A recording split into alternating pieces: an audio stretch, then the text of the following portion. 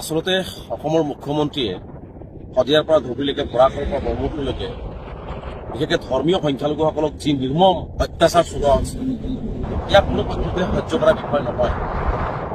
কেৱল মাত্ৰ ধৰ্মীয় সংখ্যালঘুসকলৰ বাবে বিদেশীৰ নামত স্বদেশী ভাৰতীয় নাগৰিকসকলৰ ল' মেন্স লেণ্ডত পেলাই থৈ অহাৰ যি ভয়ানক আৰু ভয়াৱহ দৃশ্য, হৃদয় বিৰোধী দৃশ্য অসমবাসী বা ভাৰতবাসী বিশ্ববাসী দেখিলে এনেকুৱা ধৰণে নিৰ্মম অত্যাচাৰ এইখন চৰকাৰে কৰি আছে।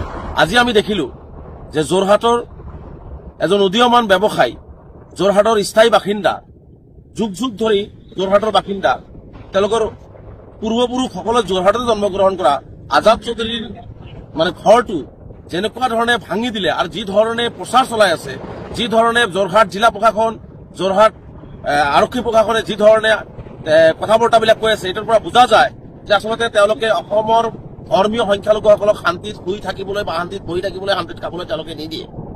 আজি যোৰহাটৰ যিটো ঘটনা আজাদ চৌধুৰীৰ লগত কৰিলে, এই ঘটনাটোক আমি তীব্ৰভাৱে নিন্দা কৰিছো, গৰিহণা দিছো।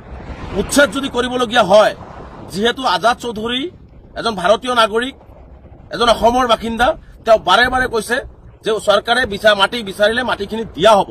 কিয় চৰকাৰে তেওঁক মাটিখিনি বিচৰা নহল? কিয় চৰকাৰে তেওঁৰ পৰা সহযোগিতা বিচৰা নহল? মাত্ৰ 30 মিনিট সময়ত মানুহে ঘৰ বাৰী ভাঙি আঁতৰি যাব পাৰে নেকি? 30 মিনিট সময় সীমা দি পেলাই তেওঁক ঘৰ বাৰী যি ধৰণে আক্ৰমণ কৰা হ'ল, ঘৰ বাৰী যি ধৰণে ভাঙি দিয়া হ'ল, কেৱল মাত্ৰ আজাদ চৌধুৰী মুছলমান হোৱাৰ কাৰণে এই কাম কৰা হৈছে। মই স্পষ্টকৈ কৈছো, এইজন মুখ্যমন্ত্ৰী বাৰে বাৰে কয় যে আমি খিলঞ্জীয়া মুছলমান, অখিলঞ্জীয়া মুছলমান এইবিলাক ভাগ কৰে, খিলঞ্জীয়া মুছলমানৰ লগত আছো। আজাদ চৌধুৰীৰ লগত মুখ্যমন্ত্ৰী এই অন্যায় কিয় কৰিলে? আজাদ চৌধুৰীক কিয় সময়সীমা দিয়া নহল? তেওঁৰ মাটিটো লিজত লোৱা আছিল। বাৰে বাৰে আজি 1 সপ্তাহ 10 দিনৰ পৰা তেওঁ বাৰে বাৰে কৈছে মাটিটো লিজত লোৱা আছিল। কিয় জিলা প্ৰশাসনে স্পষ্ট নকৰিলে যে তেওঁৰ মাটিটো লিজত নাই? আজি কিয় কৈ আছে? কেৱল মাত্ৰ আজাদ চৌধুৰীৰ এই চৰকাৰে হিন্দু মুছলমান পলাৰাইজ কৰি, হিন্দু মুছলমান ভাগ ভাগ কৰি আজাদ চৌধুৰী ঘৰটো ভাঙাৰ এটা পৰিকল্পনা কৰি এই কাম কৰিছে।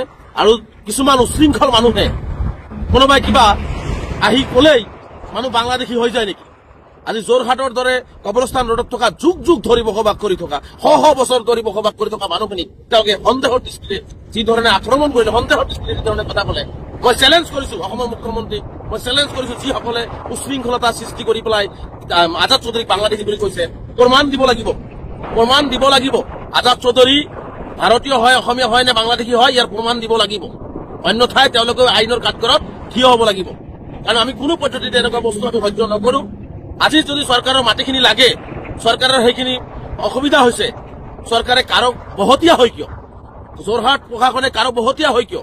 কোনোবাই আহি কলেই তেওঁলোকে কাম আৰম্ভ কৰি দিব। মুখ্যমন্ত্ৰীৰ চৰকাৰখন কি সেইসকল উশৃংখল ব্যক্তিৰ দ্বাৰা পৰিচালিত হৈ আছে নেকি? সেইসকল মানুহ নহয় নেকি? যদি অসমৰ মুখ্যমন্ত্ৰীয়ে অসমৰ মুছলমানসকলক শান্তিত থাকিব নিদিয়ে, জীয়াই থাকিব নিদিয়ে, এইটো স্থিতি স্পষ্ট কৰক। অসমৰ মুখ্যমন্ত্ৰী এইটো এটা স্পষ্ট কৰক। মই এটা কথা স্পষ্টকে জানো, এইজন মুখ্যমন্ত্ৰী কোনো মুছলমানকে ভাল নাপায়। তেওঁ প্ৰতিজন শদিয়াৰ পৰা ধুবুৰীলৈকে বৰাক, ব্ৰহ্মপুত্ৰ, পাহাৰ, ভৈয়াম সকলো ঠাইতে বসবাস কৰি থকা, যুগ যুগ ধৰি বসবাস কৰি থকা ভাৰতীয় মুছলমানক তেওঁ অন্যায় কৰি আছে, তেওঁ কোনো পদ্ধতিতে ভাল নাপায়।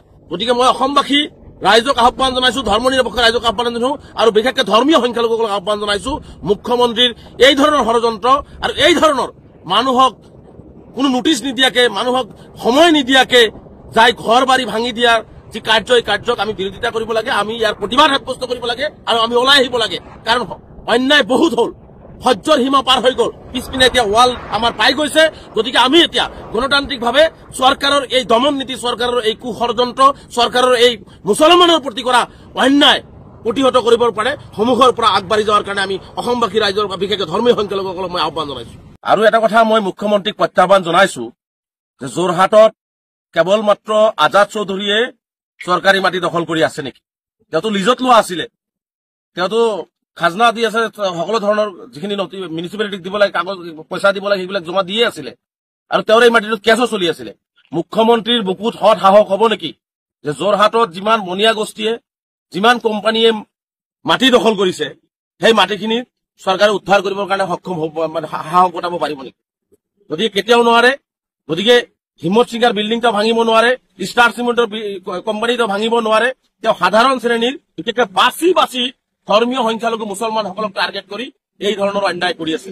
গতিকে আজাদ চৌধুৰীৰ লগত যিটো অন্যায় আজি কৰা হৈছে, আজাদ চৌধুৰীৰ লগত যোৰহাট জিলা প্ৰশাসন যিটো অন্যায় কৰিলে ইয়াক আমি তীব্ৰভাৱে পুনৰবাৰ নিন্দা কৰিছো, গৰিহণা দিছো আৰু আমি ইয়াৰ যোগ্য প্ৰত্যুত্তৰ নিশ্চিতভাৱে অসম চৰকাৰক দিয়া হ'ব। কাৰণ আজাদ চৌধুৰী এজন ভাৰতীয় নাগৰিক, অসমীয়া নাগৰিক, ভাৰতৰ বাসিন্দা, যোৰহাটৰ বাসিন্দা আৰু তাৰ পিছতো তেওঁ সকলো ধৰণৰ মাটিৰ কেছ চলি থকা অৱস্থাত, মিউনিচিপালিটিৰ পৰা তেওঁ লিজত লৈ থকা অৱস্থাত তেওঁক আজি জিলা প্ৰশাসনে যেনেকুৱা ধৰণে আন্দোলনকাৰীৰ ৰূপত গৈ যি ধৰণে কথা বৰ্তাবিলাক প্ৰত্যক্ষ আমি কৰিলো, এটিৰ পৰা স্পষ্ট হয় যে যোৰহাট জিলা প্ৰশাসন আৰু অসম চৰকাৰে কাৰোবাৰ ওচৰত আঁঠু লৈ কেৱল মাত্ৰ ধৰ্মীয় সংখ্যালঘু যুৱক আজাদ চৌধুৰীক টাৰ্গেট কৰি তেওঁৰ পৰিয়ালৰ ঘৰ বাৰী আজি ভাঙিছে। এইটো কথা আমি স্থিতি স্পষ্ট কৰিছো আৰু এইটো কথা স্পষ্ট সত্য কথা যে কাৰোবাৰ ওচৰত যোৰহাট জিলা প্ৰশাসন আঁঠু লৈছে, অসম চৰকাৰে আঁঠু লৈছে, কাৰোবাৰ নিৰ্দেশত এইখন চৰকাৰ এইবিলাকৰ নেতৃত্বত অসম চৰকাৰে সকলো কথা মানি লৈ আজি মুছলমান